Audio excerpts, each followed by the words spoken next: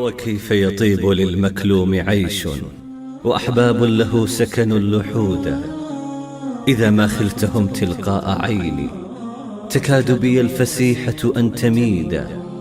أأنساهم وكيف الخل ينسى وقد عشنا بهم زمنا مديدا. فناديت العواطف في فؤادي وإحساسي قفا نبكي الفقيد. أخي يا مهجتي يا نور عيني، مزارك لو دنا مني بعيدا. سقى الله الليالي يوم كنا نعيش بها على الدنيا سعودا. مضت تلك الليالي مسرعات كأننا ما قضيناها عقودا. هنا في بيتنا عشنا زمانا وتحت ظلاله كنا أسودا. وقفت على ضريح أخي وقلبي يصفق بين أضلاعي شريدا.